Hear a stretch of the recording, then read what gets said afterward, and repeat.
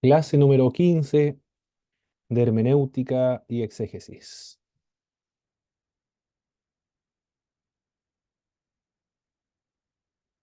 En las clases anteriores, hermano Boris, ¿qué fue lo que estuvimos viendo?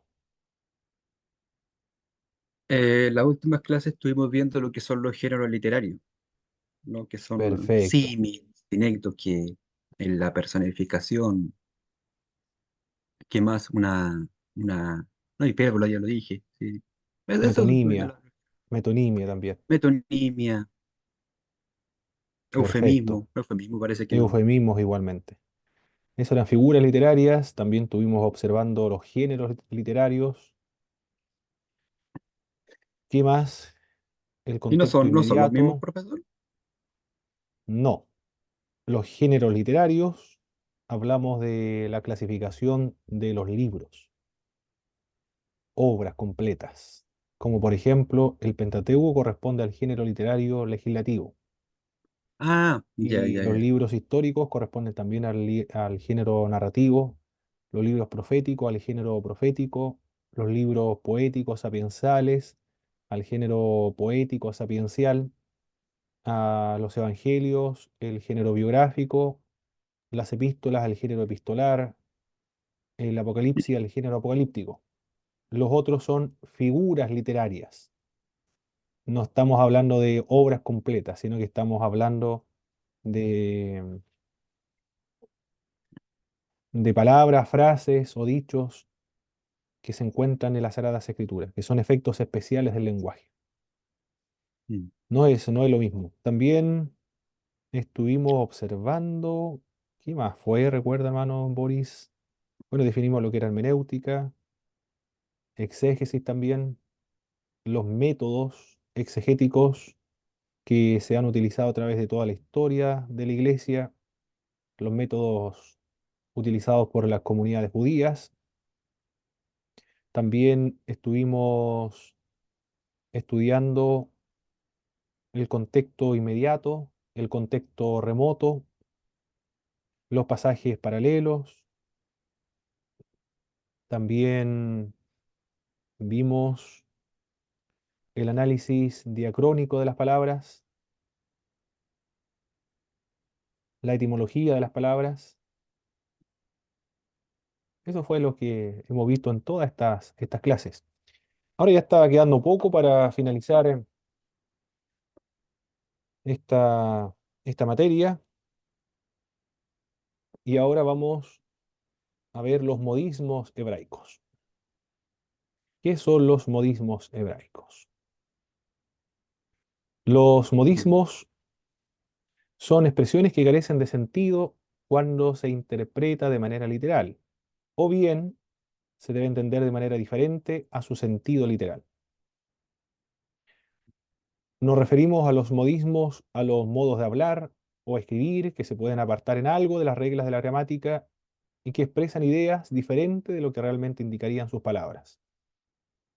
Difieren de las figuras literarias, en que éstas se pueden entender fácilmente, aunque el oyente nunca las haya oído antes, como por ejemplo, vosotros sois la sal de la tierra, vosotros sois la luz del mundo, aunque nunca se haya oído antes, más o menos percibimos qué es lo que nos quieren decir con esa figura literaria, que es una metáfora. Si tu ojo te deja ocasión de caer, sácatelo. Si tu mano te deja ocasión de caer, córtatela. Más o menos podemos entender a qué está aludiendo con esa frase. Pero los modismos son un poco más complejos de poder entender. En Chile, por ejemplo, empleamos modismos. Y los modismos se emplean en todas las lenguas. Uno de estos modismos que nosotros podemos utilizar son por ejemplo, se le echó la yegua. ¿Qué quiere decir esa expresión, hermano Boris?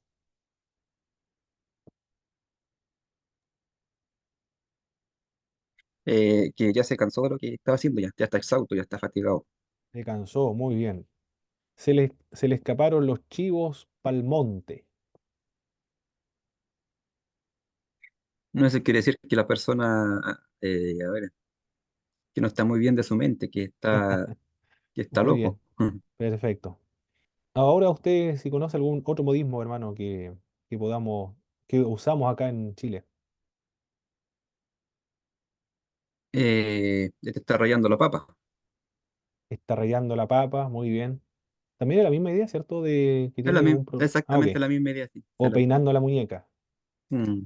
Muy O bien. le faltan palos para el puente. También. En todas las culturas entonces se emplean modismos hebraicos, modismos. Los hebreos también emplean modismos. Cuando decimos se le echó la yegua, no queremos decir, ni tampoco se debe interpretar que una persona iba con una yegua y se le echó y ahora no quiere andar. Quiere decir que está cansado, solamente está fatigado. Eso es lo que queremos connotar. Por lo tanto, si nosotros empleamos lenguaje o este tipo de modismos en Chile y no lo interpretamos de manera literal, sino entendemos la connotación porque somos parte de esta cultura, también cuando leemos las Sagradas Escrituras debemos respetar los modismos hebraicos. No podemos interpretarlo literalmente, sino que se debe interpretar de acuerdo a lo que es un modismo hebraico. Entre estos modismos hebraicos hay uno que se conoce como lo absoluto por lo relativo. Este modismo consiste en emplear un lenguaje absoluto, pero para connotar algo o una verdad relativa nada más. Algunas palabras que son utilizadas o expresiones pueden ser bueno, malo, siempre, nunca, sí, no, todos. Cuando decimos, por ejemplo, tú nunca dejas ordenado las cosas, nunca ordenas tus cosas. O ahí estoy empleando el término nunca. Siempre se te olvidan las cosas. Estoy empleando un lenguaje absoluto. ¿Qué más? Nunca, sí, no, todos. Todos los, esto lo dice un estadounidense, todos los chilenos son iguales. Bueno, aquí está aludiendo, lo más probable se refiere a alguien que le robaron la casa. Todos los chilenos son ladrones. Ya. ¿Es verdad, mis hermanos Boris, que a una persona siempre se le olvida las cosas?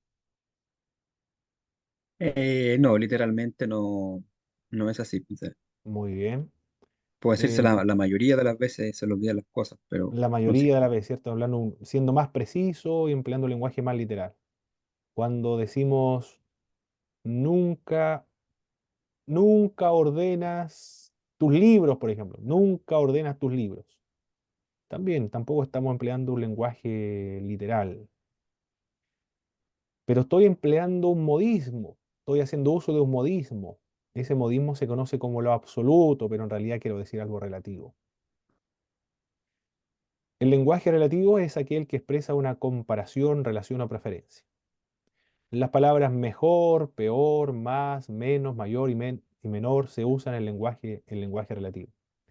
El lenguaje llamado absoluto por lo relativo consiste en usar el lenguaje absoluto cuando en realidad se quiere decir solamente algo relativo. En Proverbios vamos a ver algunos ejemplos ahora. Bueno, ya vimos algunos ejemplos de la vida cotidiana, ahora vamos a ver un ejemplo bíblico. En Proverbios capítulo 8, verso 10, por favor, hermano Boris. Proverbios 8. Proverbios capítulo 8, verso 10. Perfecto.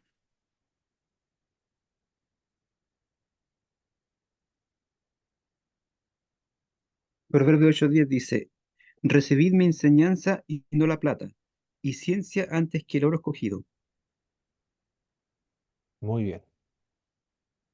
Recibir la enseñanza, recibir la ciencia, antes que plata y oro. Está empleando un lenguaje absoluto. Dice, reciba la enseñanza. reciben los consejos, la instrucción, la ciencia. Pero quiere decir algo relativo, nada más, no está incentivando, exhortando al escritor a nunca recibir plata y oro. No está prohibiéndole usar plata y oro, sino tiene que ver con las prioridades. Bueno, en ese caso está empleando un lenguaje absoluto para decir algo relativo. En Lucas ahora, capítulo 14, verso 12.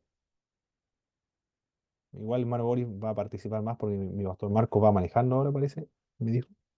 No puede estar el... Sí, no hay problema, hermano, yo por los Sí, versículos. porque Lucas sí, ahora, 14, ¿cuánto es? ahora no puede estar. Lucas El 14 12. 14, 12, correcto.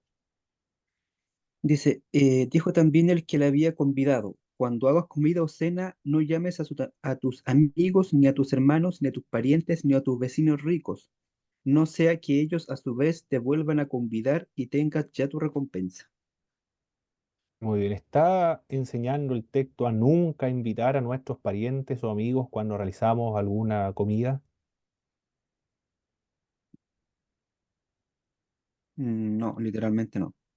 Perfecto. Bueno, es fácil, el contexto y el sentido común nos dice a nosotros que no quiere decir eso literalmente, solamente está empleando un lenguaje absoluto para decir algo relativo. El último texto, Lucas capítulo 14, verso 26. Si alguno viene a mí y no aborrece a su padre y madre y mujer e hijos y hermanos e hermanas y aún también su propia vida, no puede ser mi discípulo. Perfecto, ahí está indicando entonces que hay que aborrecer a los familiares. Bueno, no quiere decir eso, solamente quiere decir que No. el amor a Dios debe superar el amor a los familiares. Entonces se está empleando un lenguaje absoluto cuando en realidad quiere decir solamente algo relativo. Eso es lo que se debe reconocer cuando realizamos trabajos exegéticos, algunas figuras literarias o estos tipos de modismos hebraicos. Ahora trabajamos lo relativo por lo absoluto, que es lo inverso. Se usa el lenguaje relativo cuando en Profesor, realidad... Sí, hermano Boris. ¿me podría repetir los versículos de ejemplo? Los Claro, que ahorita vimos, Proverbio, lo logra ver en la pantalla, ¿verdad, hermano Boris? sí, Proverbios, sí, ese 8:10. era.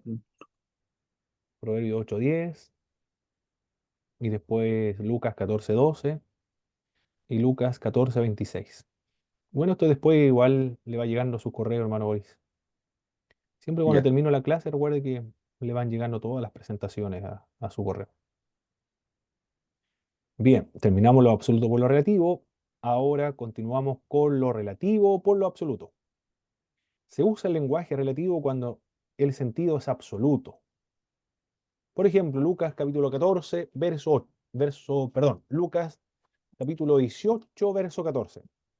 Os digo que éste descendió a su casa justificado antes que el otro, porque cualquiera que se enaltece será humillado y el que se humilla será enaltecido. Está aludiendo a la parábola enseñada por Jesucristo de un fariseo y un publicano. En este pasaje pareciera indicar que el publicano descendió justificado antes, mientras que el fariseo fue justificado después. Se está empleando un lenguaje que es relativo, pero quiere decir algo absoluto. No quiere decir que el, el fariseo también fue justificado después. Lo que quiere decir es que nunca fue justificado, porque la única manera de ser justificado es por medio del arrepentimiento y la fe, y el fariseo no estaba arrepentido. Bien, ahí entonces se está haciendo uso de este tipo de modismo.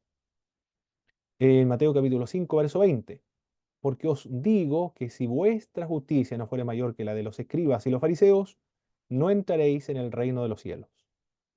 También está aludiendo a un aspecto relativo, cuando en realidad quiere connotar algo absoluto. La justicia no debe ser superior a los fariseos y escribas, sino que la justicia para entrar en el reino de Dios debe ser absoluta, que solamente lo puede proporcionar Dios. Por lo tanto, es solo un lenguaje relativo.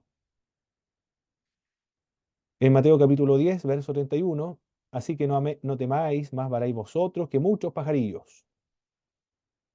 No se puede comparar.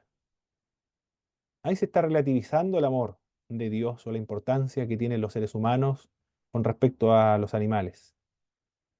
No está indicando que los seres humanos tienen un valor superior o en un grado superior a las aves o a los animales. La diferencia no es en grado, es en, es en otro sentido. No, es incomparable, no se puede comparar.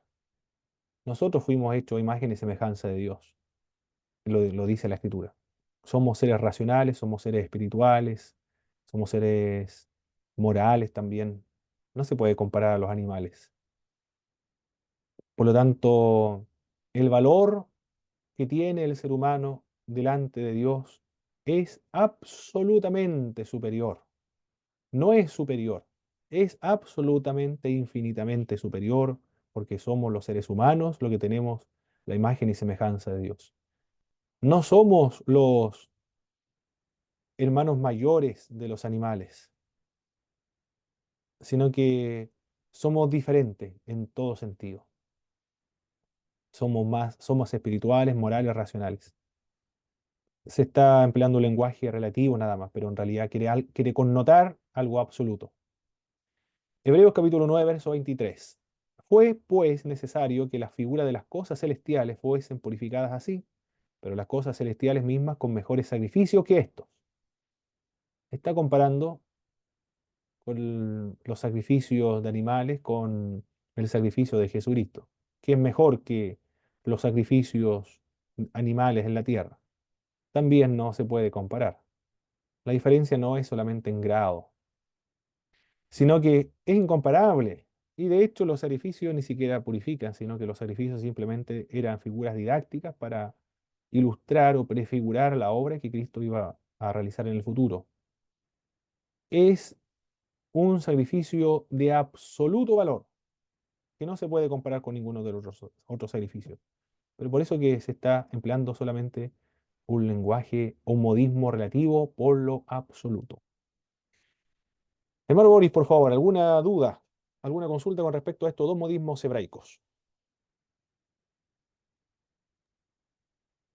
No, profe, yo creo que está claro los dos tipos.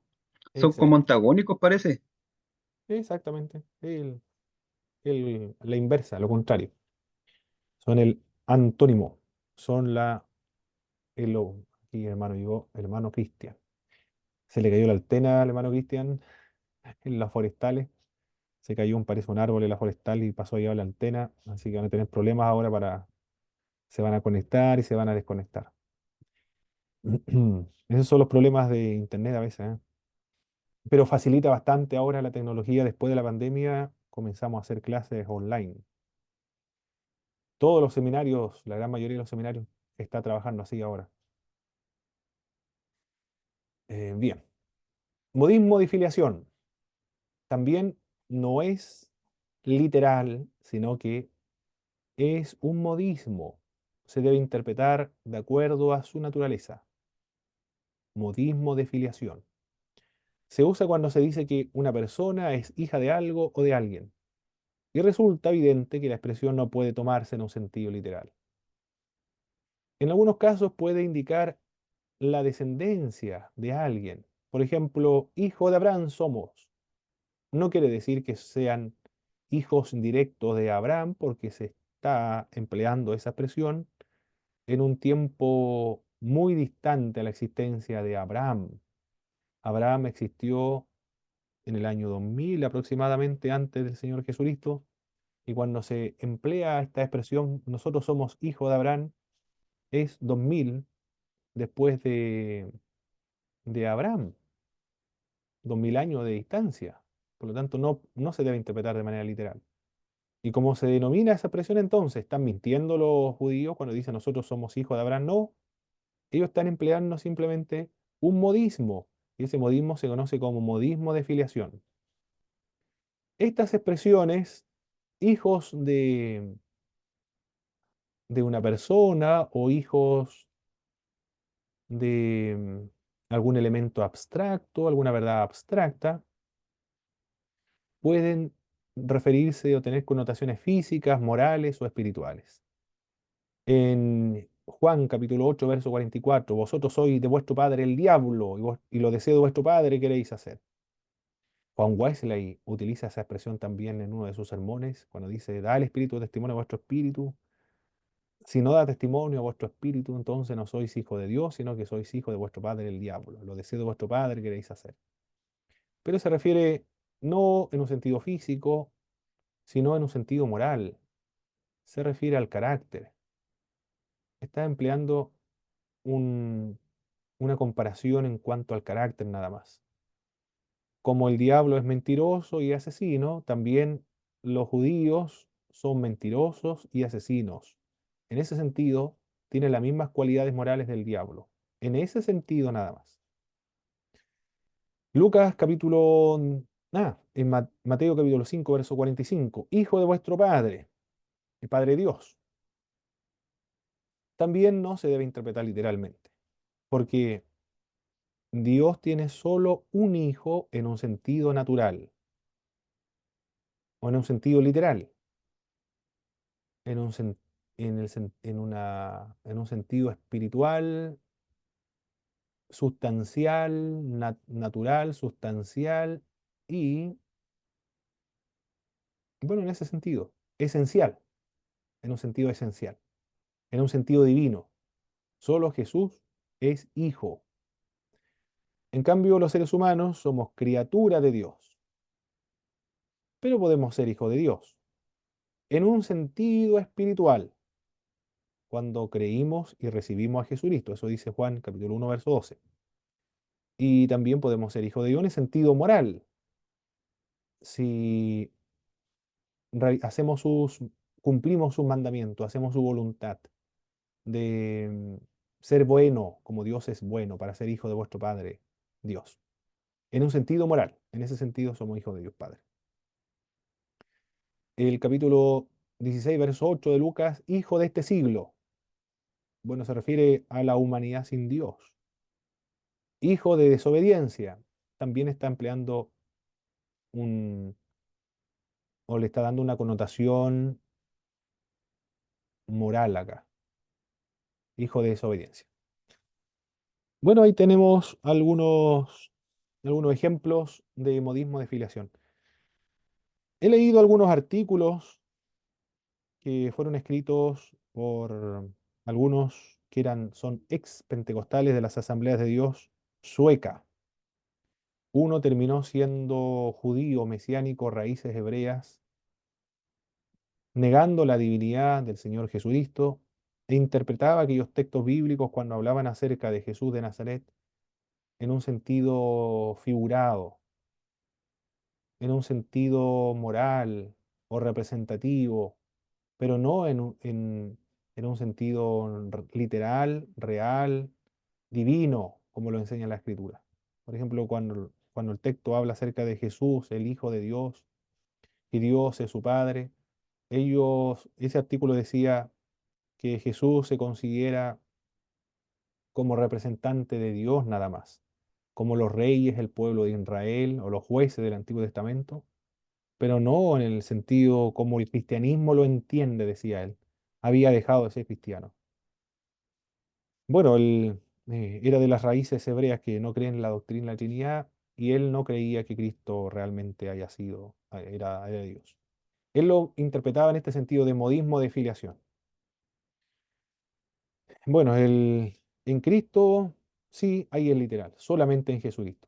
Él es el Hijo de Dios sustancialmente, naturalmente, esencialmente, porque comparte con Dios la misma esencia, la misma sustancia divina que no es compartida por ningún otro ser en toda la creación y en todo el universo. ¿Alguna pregunta con respecto al modismo de filiación?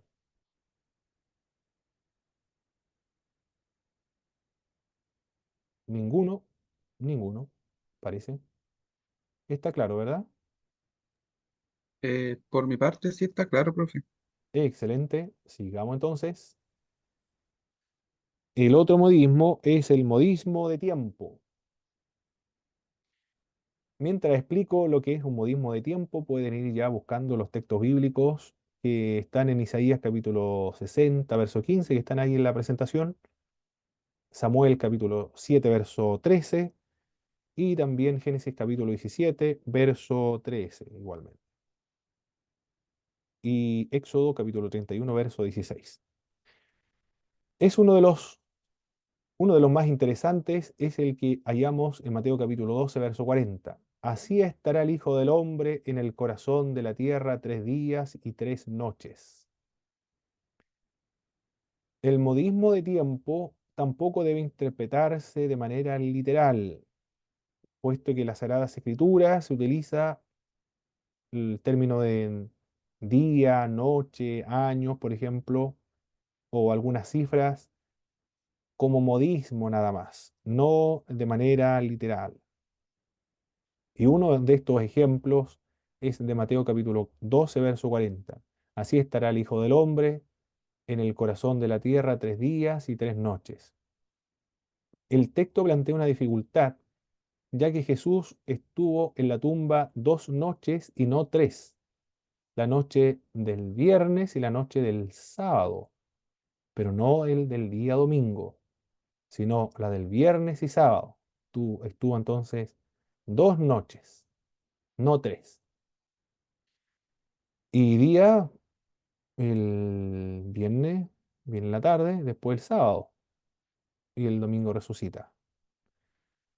Sin embargo, para los judíos, un periodo de tiempo, una parte o un periodo de tiempo es contado como un periodo de tiempo completo.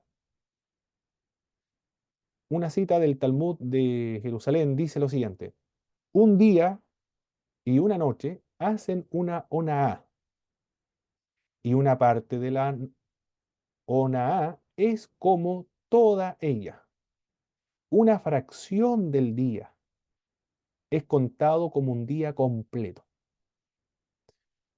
Es diferente como nosotros contamos el día. Para nosotros un día debe ser de 24 horas. Y una fracción del día es un cuarto nada más, mediodía, pero no se cuenta el día completo, a menos que haya cumplido las 24 horas en su totalidad, es un día. En cambio, los hebreos, una fracción, una porción, una parte nada más de un día es contado para sus efectos como un día completo. Por lo tanto, por eso se dice que Cristo estuvo 3 días y 3 noches en el corazón de la tierra o en la tumba. El término eternidad, los hebreos usan los términos eternidad, eterno, para siempre, perpetuo, en dos sentidos, en un sentido literal y en un sentido limitadamente.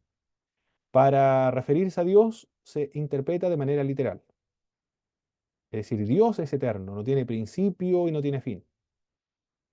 Pero cuando hablamos de los ángeles, por ejemplo, ellos no son eternos porque tuvieron un principio, pero no tendrán fin.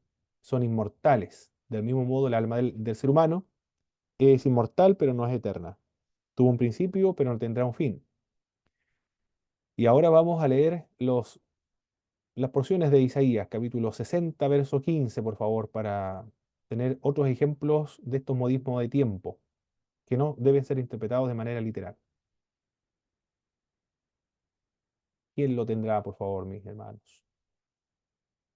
Hermano Boris va a tener que leer. Hermano Cristian, no sé si estará bien la señal, si se está escuchando perfecto por allá. Sí, yo lo leo, profesor, no, no se preocupe. Ok, hermano Boris. Isaías 60:15, voy a leer lo de la Dios habla hoy, no sé si... Perfecto. Dice, ya no estarás abandonada, odiada y sola, sino que yo te haré gloriosa eternamente, motivo de alegría para siempre. Yo te haré gloriosa eternamente, motivo de alegría para siempre. Ya. Bueno, la Reina Valera un poco más claro. Vamos a leer la Reina Valera. Pero ahí está diciendo que Está hablando acerca de Jerusalén. Está hablando de que será gloriosa para siempre. No puede estar empleando un lenguaje literal ahí, sino en un sentido limitado, porque lo dijo Isaías. Isaías ejerció su ministerio durante el 740 al 700 antes de Jesucristo. En el 586 Jerusalén cayó en manos de los babilonios. Por lo tanto, no es literal en ese sentido porque cayó en esa época. Sin embargo, fue restaurada más adelante, cuando regresaron de la cautividad babilónica en el año 538, pero volvieron a caer en el año 70 después de Jesucristo por los romanos. Y después volvió a restaurarse en el 48, 1948. Pero cuando venga el Señor, el cielo y la tierra pasará. Todo esto se va a deshacer, va a dejar de existir. La nueva Jerusalén es otra, no es la misma, no es la ciudad terrenal. La ciudad terrenal es simplemente figura de la celestial. En ese sentido, entonces, para siempre no se debe interpretar literalmente, sino solo en un sentido limitado. ¿Cómo se llama ese modismo? Modismo de tiempo. Ahora vamos a leer segundo libro de Samuel, capítulo 7, verso 13. Ya, él dice, él edificará casa a mi nombre y yo afirmaré para siempre el trono de su reino. Perfecto, está hablando acerca de Salomón, ¿cierto? Parece que es el contexto. Salomón, yo No, afirma, el pacto de Dios de David. con David. Perfecto. Sí, Yo estableceré, ayer dije de Salomón, pero es con David. El, bien, el trono entonces de David será afirmado para siempre de manera perpetua. Tampoco es así, porque desapareció el trono, es decir, la realeza, está aludiendo ahí. Ahí tenemos dos, una figura literaria, el trono de David. ¿Cómo se llama? Es una parte por el todo y el todo por un... sí. ¿No em, era Cinesto aquí o no? sinécdoque, creo que era. Sí, sinécdoque. Era un sinécdoque. Muy bien. Está refiriéndose a la realeza, que será eterna. No es así porque los reyes dejaron de existir cuando cayó Jerusalén en 586. Hasta el día de hoy no tienen rey. Por lo tanto, está hablando en un lenguaje, no, un modismo, no un lenguaje, un modismo hebraico, conocido como modismo de tiempo nada más. Ahora, Génesis, capítulo 17, verso 13.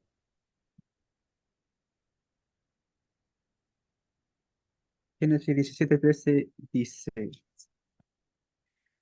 debe ser circuncidado el nacido de tu casa y el comprado por tu dinero, y estará mi pacto en vuestra carne por pacto perpetuo. El pacto entonces está aludiendo a la circuncisión. Será un pacto perpetuo. No es así tampoco, porque en el Nuevo Testamento dice Pablo que ahora la circuncisión no sirve de nada para el pueblo de Dios, sino lo que vale es la circuncisión hecha en el espíritu, en el corazón. Por lo tanto, ya no se practica la circuncisión. Ahora la circuncisión que sirve es hecha por el espíritu. Y el último que vamos a leer es Éxodo capítulo 31, verso 16.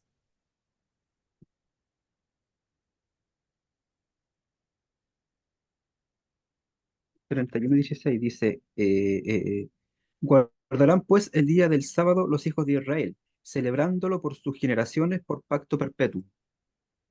El día sábado se va a celebrar como pacto perpetuo.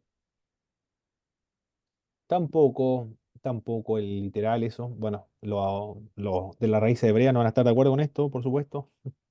Los adventistas del séptimo día tampoco van a estar de acuerdo con eso. Aunque Claro. yo tengo un amigo que es adventista. Se pone triste cuando yo hablo del día sábado. Ahí le pone una cara triste. Pero ¿qué le vamos a hacer? Si no soy adventista. Yo conozco a alguno Y, de raíces hebreas. ok. Bueno, es más respetable en ese caso los adventistas, son protestantes. La raíz hebrea es una herejía, no son trinitarios. Claro, sí. Los adventistas Y sí. los adventistas, la única diferencia, mi hermano Boris, es la del día sábado, pero no por las mismas razones de los de raíz hebrea, sino porque se observa el sábado desde el Edén. por esa razón, desde el Edén. No tiene que ver con las leyes. Mm. Y lo otro del día sábado es que tiene también connotaciones escatológicas. La gran tribulación es la gran persecución para los adventistas. Y la gran persecución precisamente se debe a que se va a dictar una ley dominical, donde se va a obligar a todo el mundo, el anticristo va a hacer esto, que ellos lo creen que el Papa va a dictar una ley mundial. Y si a veces se está hablando dentro de los adventistas, ya en Estados Unidos se está preparando para crear y establecer una ley dominical, donde se va a obligar a todo el mundo a guardar el día domingo. Y los que no quieran guardar el día domingo van a sufrir la persecución. Y la persecución son los que guardan el día sábado, los adventistas. Y el día domingo es, el que guarda el día domingo es tiene la marca de la bestia. También tiene connotación el sábado escatológico. Y la escatología igual, pero la escatología varía del mismo modo como dentro del mundo protestante. No hay ninguna otra diferencia, hermano. Y son cesacionistas también. Eso es lo otro. Ah, El- pero bueno, eso. también está en el mundo protestante. La única diferencia es el sábado. El juicio investigador también es otro tema que está en discusión dentro del adventismo. Han cambiado, sin embargo, uno, pero el juicio investigador continúa. Que en el año 1844 pasó Jesucristo del lugar santo al lugar santísimo y actualmente se encuentra realizando el juicio investigador. Es decir, está determinando quiénes van a ser los salvos y quiénes no van a ser los salvos. Recuerdo que eso era lo que me decía mi amigo. El, bueno, tienen esos problemas cuando ya hay fecha, ya hay un problema serio ahí. Mm, Pero es dogma de fe dentro de los adventistas. Es decir, para ser adventista tienen que creer eso. Si no lo cree, ujú. no hay razón para seguir en una iglesia adventista. No, sería muy Por- complejo. Si no lo cree, mm, ¿para qué estar ahí? Tiene que irse a una iglesia evangélica nada más. claro. Eh, Lo otro también es lo de la, lo del alma. Ellos creen que el alma duerme cuando la persona También, muere. sí, también es el otro elemento escatológico diferente igual, en el sueño del alma, correcto. Y no han tenido grandes, es muy organizada esa iglesia, muy organizada. Y hay adventistas pentecostales también, ¿ah? A ver, aquí en Chile, en los avivamientos de 1900 antes del 1900 lo dice un libro, estaba leyendo, lo fui a buscar a la biblioteca municipal de Rodrigo Mourián Tesmer, El sello del espíritu derramado sobre toda carne, que es este. No lo venden, no lo encontré. Está solamente en la biblioteca, en las bibliotecas públicas, o lo bueno en Puerto Montt está. Pero dice el autor que el avivamiento en Chile, pentecostal, fue multifocal, multidenominacional también, porque provino de las iglesias aliancista, bautista, adventista y metodista. Pero la cuna fue la más importante, la más popular, fue la de Valparaíso, pero fue multifocal. Me sorprendió cuando decías de los adventistas, pero pensándolo bien, no es tan sorprendente de que pentecostales que eran de la iglesia adventista surgieron de ahí también porque tienen un trasfondo metodista de los movimientos de John Wesley. Ellos son, en ese sentido, soteriológicos, son wesleyanos, porque surgen de la iglesia metodista también. Su herencia es metodista, en ese sentido. Bien, es el modismo de tiempo entonces. No quedó, me quedó claro, ¿verdad, mis hermanos? No hay duda con respecto al modismo de tiempo. Profesor, ¿Sí? ¿podría aplicarse este modismo, por ejemplo, a Génesis 1 cuando habla de los días de la creación? Muy bien, mi hermano Boris, perfecto. Sí, por supuesto que sí, hermano. Podría estarse empleando un modismo de tiempo nada más, para referirse a un periodo de tiempo indeterminado, no literal. Por supuesto que sí. Porque ahí dice un día, pero es un día de 24 horas o un periodo de tiempo indeterminado, no literal, sino indefinido en el cual se lleva a cabo un proceso de la creación. Excelente, hermano, porque eso no lo había visto, ¿ah? Cómo aprende uno cuando alguien enseña, no solamente enseña, sino que también está aprendiendo. Yo he aprendido mucho enseñando. El, el Justo González dice que él tuvo muy buenos profesores en la universidad donde estudió, pero aprendió más cuando enseñaba. El proceso para aprender es enseñar. Continuemos entonces. Antropomorfismo, otro tipo de modismo hebraico. La palabra antropomorfismo procede del griego antropos, ser, humano, y morfé, forma, y designa una forma pedagógica de hablar de la Biblia al presentarnos a Dios con características propias físicas de los seres humanos, o se le atribuyen características físicas a Dios. Por ejemplo, el rostro de Dios, la mano de Dios, el dedo de Dios, los pies de Dios, el corazón de Dios. Dios no tiene rostro, manos, dedos, pies y corazón, sino que son características físicas propias de los seres humanos, de las criaturas visibles, materiales. Pero Dios no es material, Dios es espiritual, es invisible, es incorpóreo. Amorfo no podemos decir, ayer estuve viendo la palabra amorfo y no me convenció mucho porque tenía que ver más bien con la ausencia de personalidad.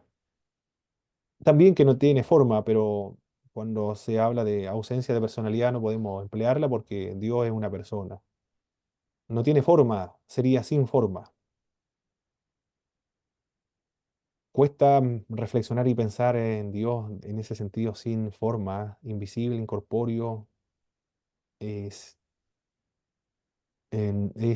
inmaterial, pero es una persona que tiene sentimientos, emociones, voluntad, inteligencia, pero no es material e invisible. Es que nosotros vivimos y estamos, somos, estamos dentro de Él y Él es el presupuesto de nuestra existencia. Cada molécula de nuestro cuerpo es sustentada y organizada por Él, por el Señor. Porque nosotros estamos compuestos por partículas, por moléculas, están organizadas y tienen vida y se mantienen, se mantienen ahí y no se desarma, no se diluye, no se desvanece, porque Dios lo controla. Dios le da, lo cohesiona las partículas y le da vida a estas partículas. Esto es lo maravilloso de Dios, ¿no? Es Dios el que hace todo eso, nos mantiene cohesionados. La parte material estoy hablando, pero también los elementos espirituales. Qué extraordinario el reflexionar acerca de Dios, su naturaleza esencial. Dios es espíritu, invisible, incorpóreo. Eso es lo que nos dice las Sagradas Escrituras. Cuando Jesucristo caminaba por el mar, se asustaron los discípulos, dijeron, un fantasma. Y Jesús le dijo, no temáis, que yo mismo soy, ved y palpad, porque un fantasma no tiene carne ni huesos como vosotros veis que yo tengo. Se refería a un espíritu, no tiene carne ni hueso. Así es Dios entonces. ¿Cómo interpretamos estos pasajes bíblicos entonces, donde habla del rostro de Dios, las manos de Dios, dedos de Dios, los pies de Dios, corazón de Dios, la nariz de Dios, la espalda de Dios? ¿Cómo lo interpretamos? Que Dios cabalga sobre los querubines en un sentido antropomórfico, nada más. Porque la Biblia y la revelación describe las verdades espirituales de manera análoga, empleando analogías, y es antrópica, se adapta al entendimiento de los seres humanos. Es un modismo también, no se debe interpretar literalmente. Y este modismo hebraico se le conoce como antropomorfismo.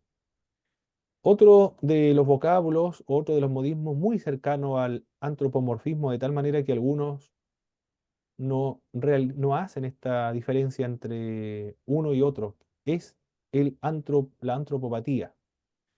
La antropopatía es un poco más preciso, es más exacto para definir a Dios con características emocionales propias de los seres humanos, por ejemplo, el amor, la ira, el celo, el arrepentimiento, la decepción, la venganza, entre otros sentimientos que caracteriza al ser humano, se le atribuyen a Dios, pero no es literal. No lo podemos interpretar de manera literal, puesto que estamos hablando no de un ser humano, sino que estamos hablando de algo divino, de Dios, de alguien divino, de nuestro Señor. Él tiene ira, tiene celo, pero ese celo no es nuestro celo. La ira no es la ira nuestra. Nosotros sentimos celos, pero por algo muy distinto a lo que, por lo que Dios siente celo. Él se aira por algo que nosotros nunca nos airaríamos. Y nosotros nos airamos por algo que Dios nunca se airaría. El arrepentimiento, decepción, venganza, entre otros. Nuestra venganza es diferente a la venganza de Dios. El amor también es muy diferente. Nuestro amor es un amor condicional, es un sentimiento también y es variable. En cambio, el amor de Dios es invariable, es absoluto, es racional, es incondicional, no es emocional, es racional. Por eso que no es lo mismo, es diferente. Y a ese modismo se le conoce como modismo de antropopatía. Voy a encender la luz porque se está oscureciendo.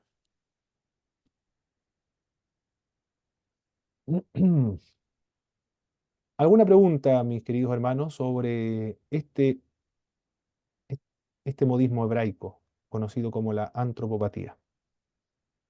Hermano Pablo, Adelante, hermano antropomorfismo. Cristian. Buenas tardes. Hermano Pablo, en relación a lo que estamos comentando, la visión de Esteban al ver los cielos abiertos al Hijo del Hombre que está a la diestra de Dios, ¿a qué hace énfasis? Y Muy lo bien. otro que siempre me causa. Y lo otro, hermano, la visión de Ezequiel del trono y del que estaba sentado en el trono, haciendo alusión a que nunca nadie ha visto a Dios. Si lo pudiera explicar, por favor. Sí, claro. Muy bien. Y aquí dijo, veo los cielos abiertos, y el Hijo del Hombre que está a la diestra de Dios. Bueno, dice solamente eso, Esteban, ¿ah? Bueno, pero usted lo definió, hermano Cristian. Fue una visión. No es literal, entonces. El otro de Ezequiel parece que me había dicho, ¿verdad? O de Isaías. De Ezequiel en este caso. También una visión. De Ezequiel una visión. Isaías también. Vi al Señor sentado sobre un trono alto y sublime. Su falda llenaba en el templo. También es una visión. Y acá en Esteban también es una visión. Por lo tanto, no es literal. Una visión es una visión. No es algo objetivo. Es ver algo, Dios se muestra, pero dentro de este contexto de la visión, en un estado de éxtasis. También el libro de Apocalipsis, creo que me lo plantearon ayer igual esta pregunta del libro de Apocalipsis de Juan, de la visión que tuvo Juan en el capítulo 1 cuando hablaba acerca de, en medio de los siete candeleros, a uno semejante al Hijo del Hombre, vestido de una ropa que llegaba hasta los pies, ceñido por el pecho con un cinto de oro, su cabeza, su cabello eran blancos como blanca lana, como nieve, sus ojos como llama de fuego, sus pies semejante al bronce bruñido, refulgente como un horno y su voz como estruendo de muchas aguas. Ahí estamos viendo muchos símiles, porque una y otra vez dice como, semejante, igual, son símiles. La figura literaria es símil, pero también está dentro de un contexto y el apocalipsis está dentro de un género, que es el género apocalíptico. Y, y también el contexto es de una visión, está dentro de una visión. La característica del género apocalíptico, de hecho, es eso, muchas visiones que son simbólicas. Cada una de las visiones representa una simbología.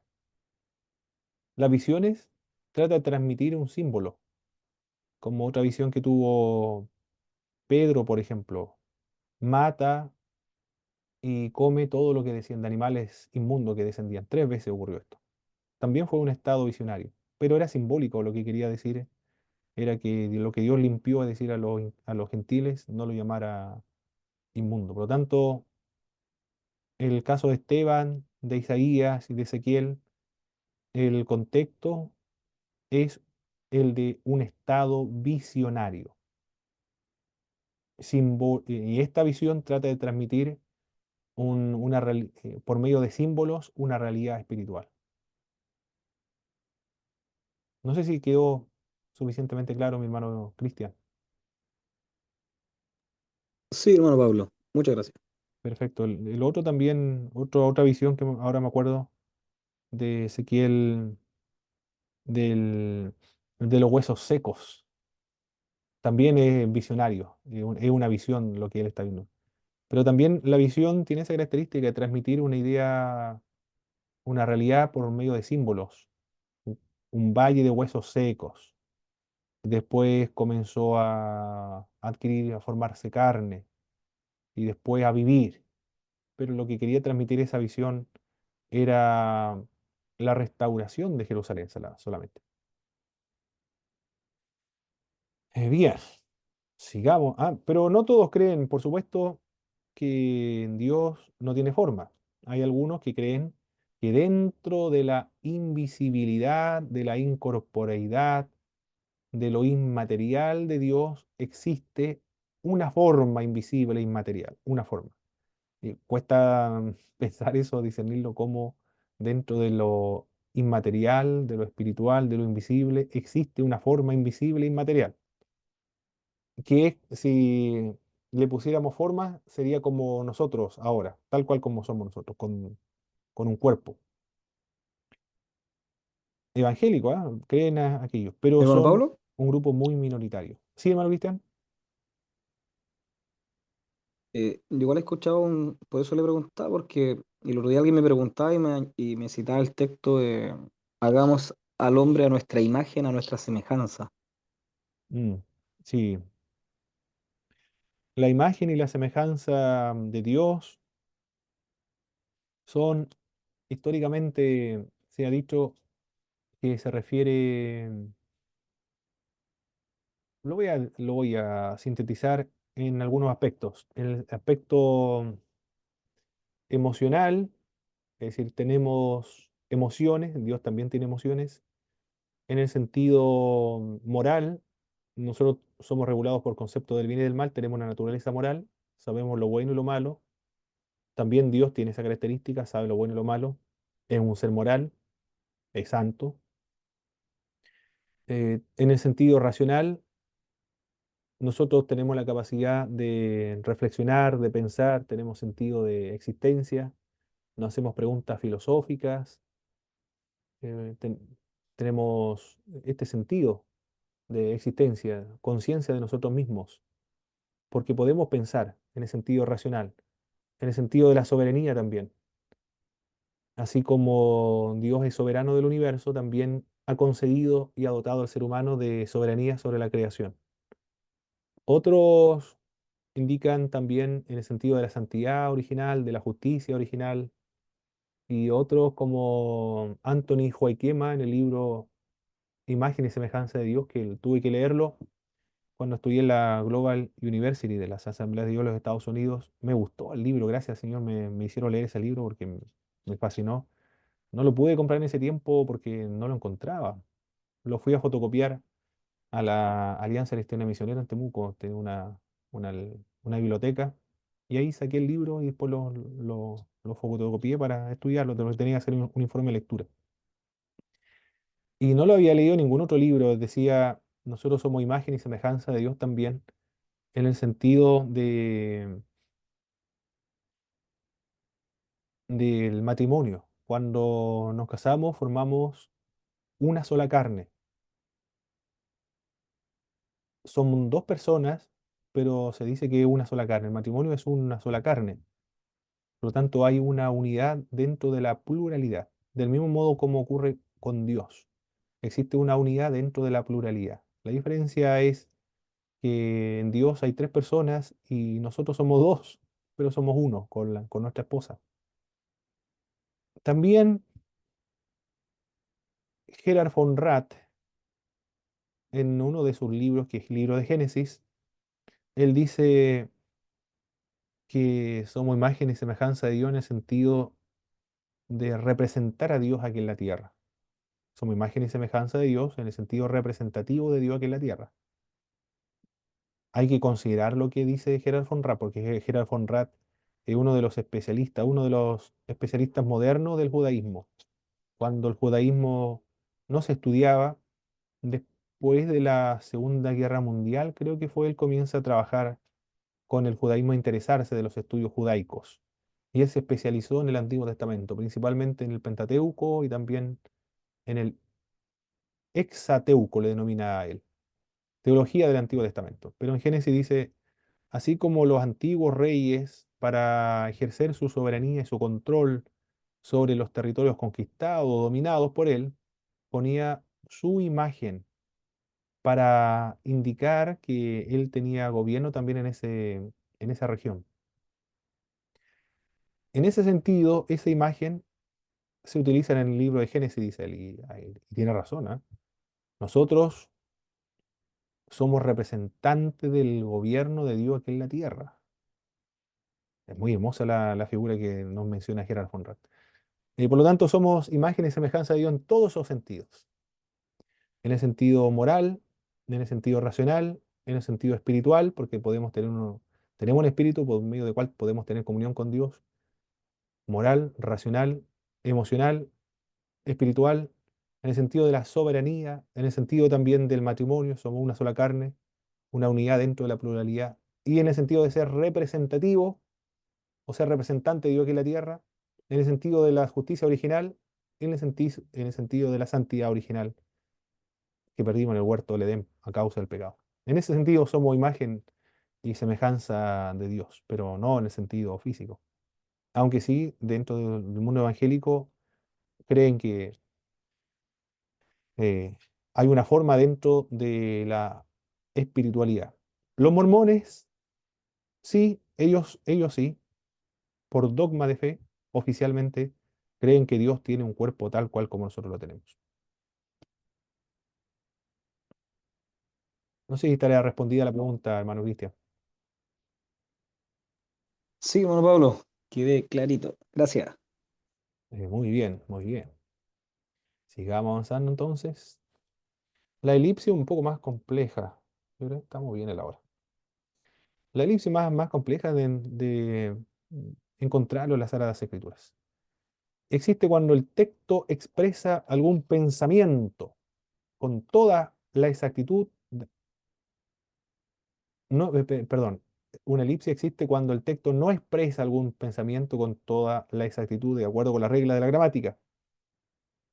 Cuando el escritor cambia su tema repentinamente sin indicar la conexión. En Hechos capítulo 16, 18, verso 6, vuestra sangre sea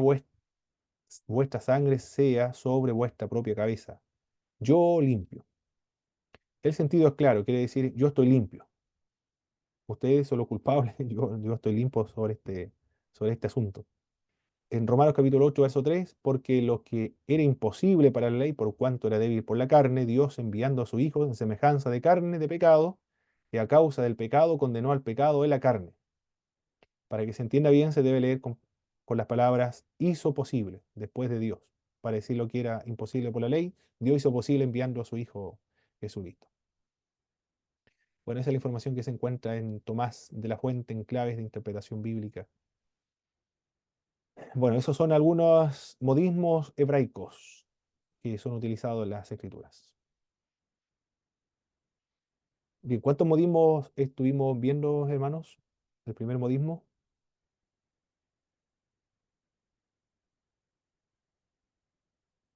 el modismo, El modismo de lo absoluto por lo relativo. perfecto. El segundo, El segundo, lo relativo por lo absoluto. perfecto. El siguiente, Modismo de filiación. muy bien. Luego, Modismo de tiempo. de tiempo. Después, Después vino el antropomorfismo y por último la elipsis y la antropopatía también. y la antropopatía. Perfecto. Ahora vamos a ver los tipos. Los tipos son figuras literarias exclusivos de las Sagradas Escrituras. No lo encontrará en ninguna literatura universal, en ninguna otra literatura, solo en las Sagradas Escrituras. Preparado por el Espíritu Santo con anticipación para ilustrar, para figurar, para indicar una realidad futura. Puede ser esta una persona o alguna experiencia espiritual, o también puede referirse a la salvación del ser humano. El tipo es la figura literaria empleada en el Antiguo Testamento. El antitipo es el cumplimiento del tipo. Para que sea considerado un tipo auténtico y verdadero, el Nuevo Testamento debe mencionarlo o debe comentarlo. Si no lo comenta, no lo afirma explícitamente el Nuevo Testamento, entonces no es un tipo.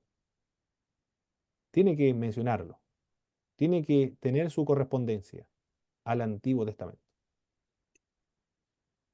Los tipos pueden ser objetos como una piedra, una persona como Melquisedec, una fiesta religiosa como el día sábado, una institución también como las fiestas judías o el sumo sacerdote o el tabernáculo de reunión, o algún evento histórico como la salida de la esclavitud de Egipto, un animal como el,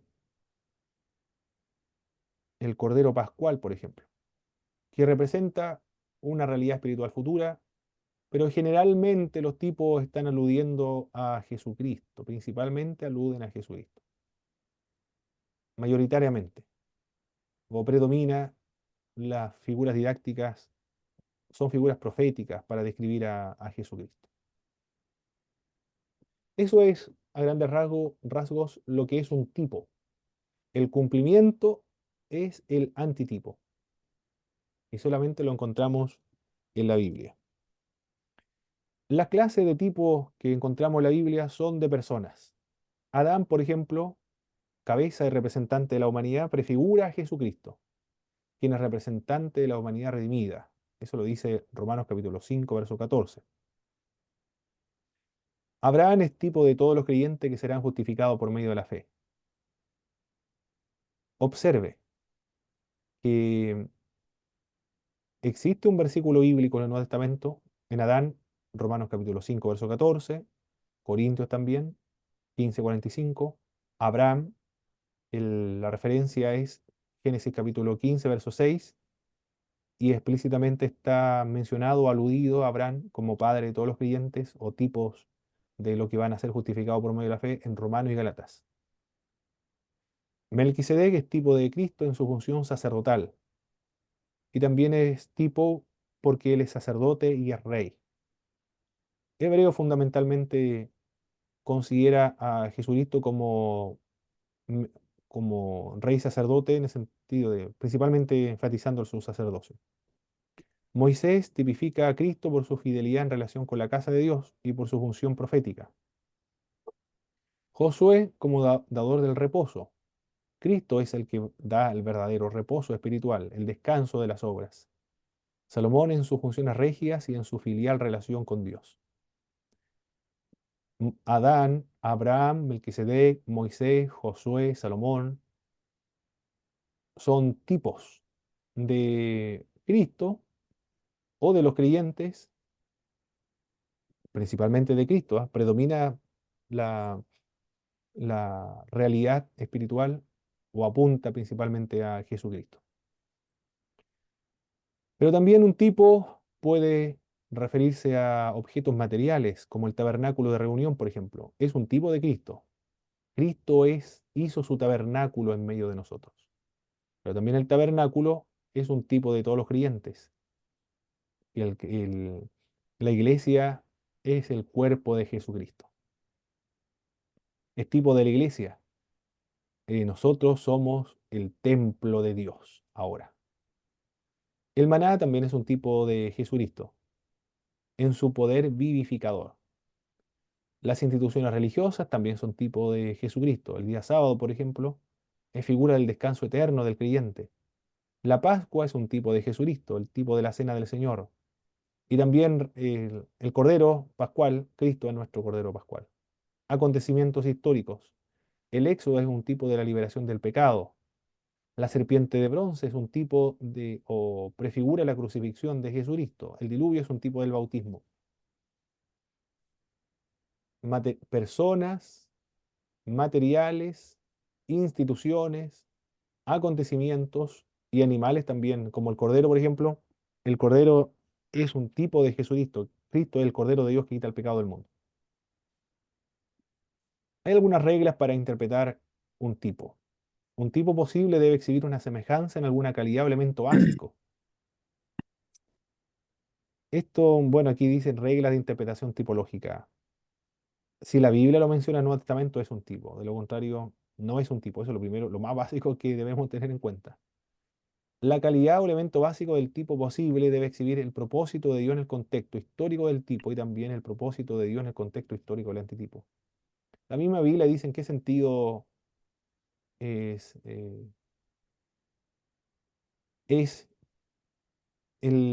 o a qué idea apunta el tipo. Por ejemplo, en el maná, porque da vida eterna.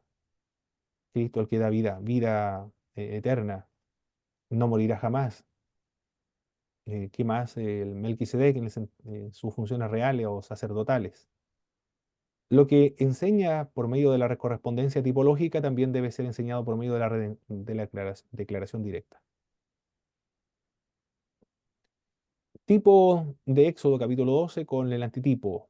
Recuerde, el tipo es la figura literaria y el antitipo es el cumplimiento del tipo. Un cordero, Jesús, el cordero de Dios que quita el pecado del mundo. Es un cordero sin defecto este cordero pascual. Jesús no conoció pecado, es un cordero perfecto. La sangre del cordero protege del juicio de Dios, también la sangre de Cristo, que es la base del nuevo pacto, nos protege de la condenación eterna. La Pascua convierte a Israel en un pueblo peregrino, también los creyentes somos peregrinos en esta tierra. El pan de la Pascua había de ser sin levadura, también la liberación del creyente implica la purificación moral, la ausencia de fermentos pecaminosos. Me gusta esta expresión, la ausencia de fermentos pecaminosos, como lo menciona Corintios capítulo 5, versos 6 al 8. Ya, terminamos los tipos. ¿Dudas? Mis hermanos, yo creo que quedó claro los tipos. ¿Alguna duda acerca o alguna consulta o algo alguna otra, o algún comentario sobre los tipos?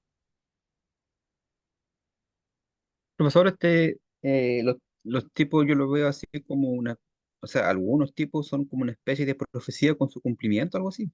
Así es, correcto, así es. Es una especie de profecía porque los tipos son predictivos,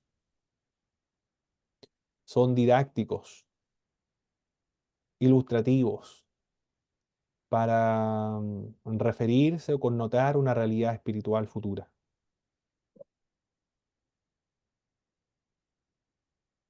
¿Alguien más, mis hermanos, acerca de los tipos? Parece que no. Muy bien. Continuemos entonces ahora con los símbolos. Quiero ver la hora. ¿Qué hora es? Muy bien. Bueno, no nos vamos a demorar mucho con los símbolos. El símbolo puede definirse como cualquier cosa real o visible que representa algo invisible. Es un ser o objeto que representa un concepto abstracto, invisible por alguna semejanza o correspondencia. La cosa invisible puede ser una idea, una cualidad, una realidad espiritual. Los símbolos pueden ser objeto de sustancias, colores, números, y su significado depende de la intención de su autor cuando los emplea. Ejemplo sacado de la vida cotidiana de los símbolos. El perro es símbolo de fidelidad. La balanza es símbolo de la justicia. El cetro es símbolo de la autoridad. La bandera es símbolo de la patria. El ramo de olivo es símbolo de la paz. La semejanza del símbolo debe ser sencilla, no múltiple.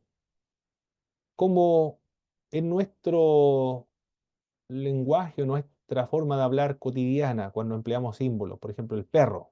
Somos el, decía Ernesto Silva que él era más fiel que un perro, pero solamente apunta a la idea de la fidelidad, nada más que a eso. Si nosotros comenzamos a presentar semejanzas en otro aspecto de un perro, por ejemplo, de que tiene buen olfato, así también el creyente tiene buen olfato para discernir las intenciones del corazón de la gente o para discernir lo espiritual, y que tiene cuatro patas, es decir, que es rápido para hacer el bien. ¿Qué más? El perro tiene una cola para equilibrarse cuando corre. No sé si esa será la función del perro cuando corre. También nosotros debemos llevar una vida equilibrada. El perro también tiene mandíbulas muy gruesas para moler carne, roer huesos. Así también el creyente debe ser muy fuerte espiritualmente para destruir y moler el pecado. ¿Qué más? El perro tiene muy buen oído también, tiene orejas muy grandes. Así también el creyente debe tener orejas muy grandes para escuchar a Dios, a la voz de Dios. ¿Cómo se llama ese tipo de interpretación de un símbolo, mis hermanos?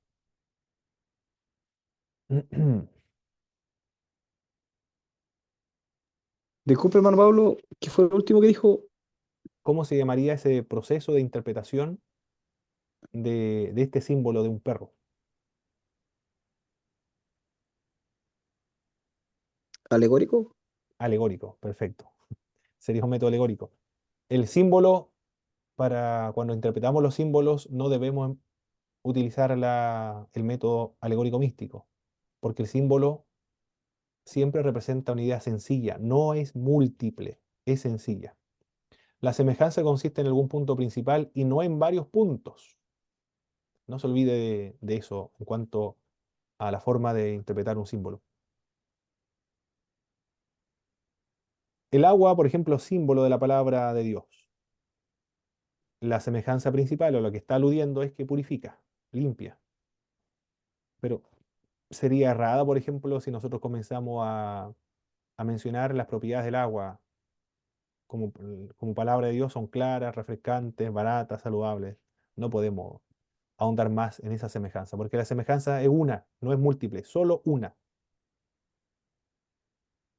Muy bien, eso es el símbolo. Algo más que debemos tener en cuenta de los símbolos. Los símbolos, ¿ves?, varían también, de acuerdo a la cultura. Por ejemplo, este es un símbolo. Ayer hice este símbolo y me salió bien. Vamos a ver si me sale bien ahora. A ver, ahí está. Debería salirme bien ahora. Vamos, que se puede. Ahí salió. Sí, yo creo que salió. ¿Qué simboliza eso, mis hermanos?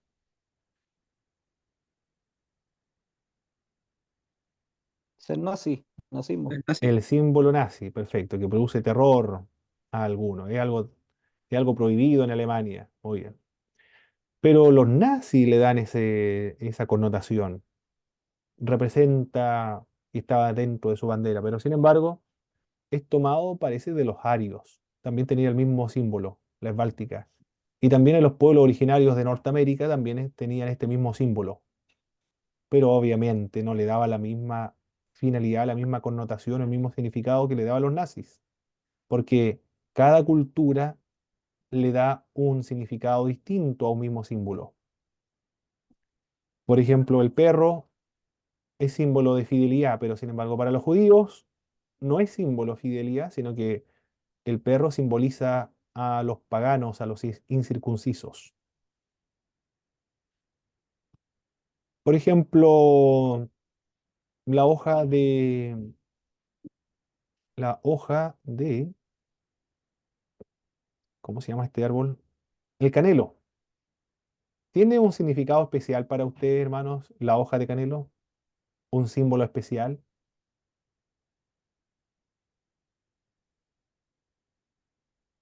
Bueno, para los chilenos no es muy simbólico, pero me parece que para la cultura mapuche sí es un símbolo bien importante.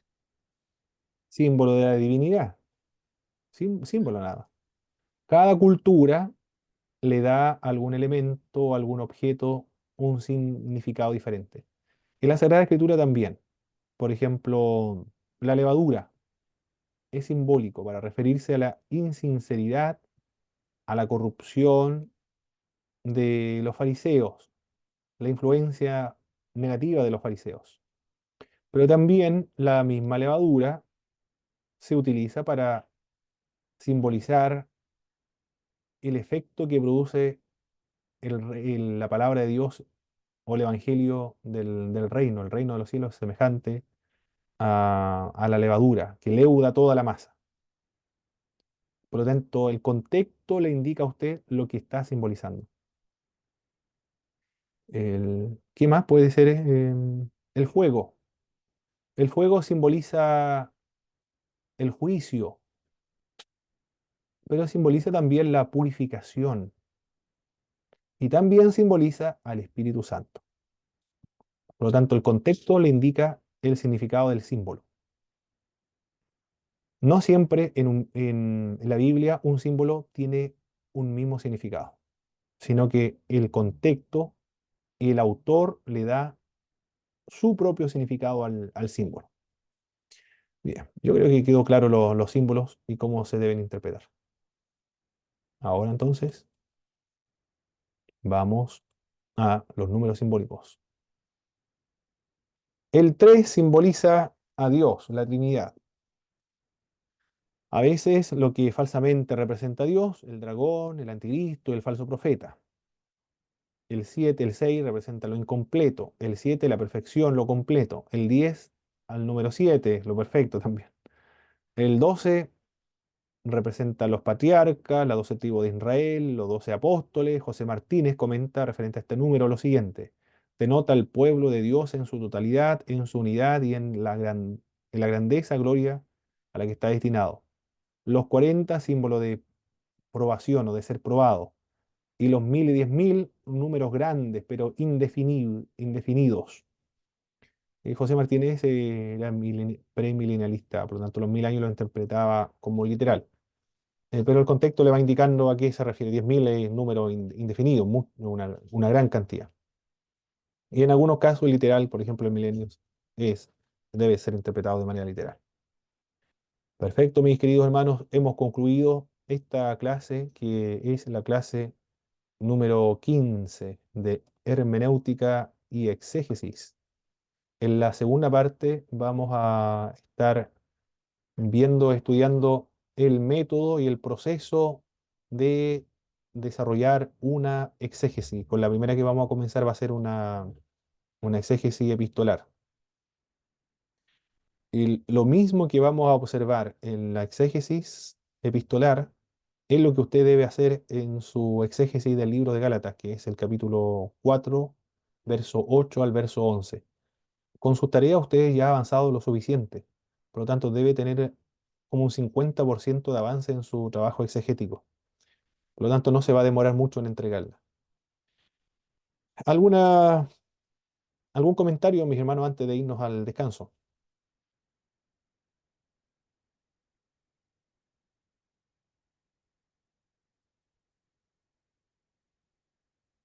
¿Todo claro, o sí o no? Sí. No, yo por lo menos no tengo ningún comentario o duda, profe.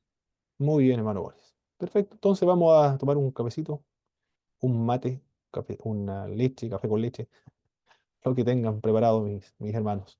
En media hora más, a las 9 en punto, volvemos, mis queridos hermanos.